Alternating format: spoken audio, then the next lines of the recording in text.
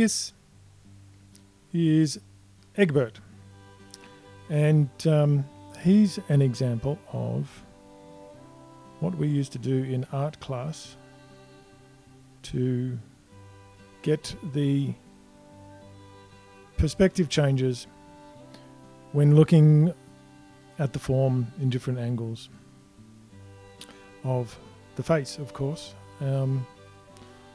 In the last video I mentioned the form. I call it the fundamental approximation. Now we could of course use this for an example for a female form of fundamental approximation, and in which case I'd call her Shelley. So EGGBERT and Shelley, depending on who you're drawing.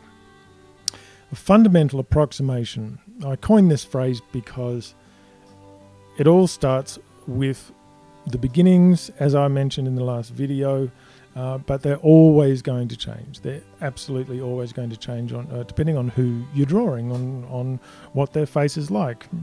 The hairlines and different hairstyles, different shaped faces, and so on. So my wife actually reminded me of this exercise, and I'm going to show you a bit of a video, very basic video. It's not going to go into any detailed shading or tone or anything, basically capturing an angle such as this. I'll be drawing EGGBERT or Shelley. So beginning here as usual, as I did last time, this time an egg shape because we're emulating EGGBERT or Shelley as they would be face on. No perspective change or angles here, just to show you EGGBERT and Shelley.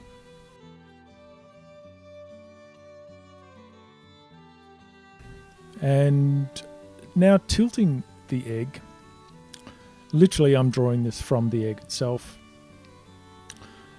following those lines. The front line of course comes round to the left, the vertical line, and then you have your 2 1/3 proportion lines. Again, fundamental approximation. These things change. So now adding some eye detail, eyebrow detail, all governed by these fundamental approximate lines. Mouth goes in here, a little bit low, so I've just pushed that up a little bit. Circles for chins, really just blocking shapes in. And again, no personality here. I'm not trying to create a particular character. I'm just blocking in the shapes of where features go. And lo and behold, you start to get a personality coming up just when you're doing this, just when you're blocking it in. So if you're actually drawing someone who's in front of you with these fundamental approximations in mind, then their character will come through, and which is the great fun thing.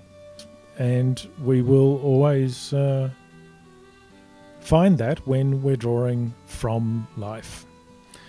Now I've snuck in a little bit of another tweak here, the magic of Photoshop, which is fantastic, taking away some of those structure lines now. And there you have the finished article. Thank you, EGGBERT, and thank you, Shelley. So thanks again. See you next time on Draw for Life. Stay safe and take care. Bye for now.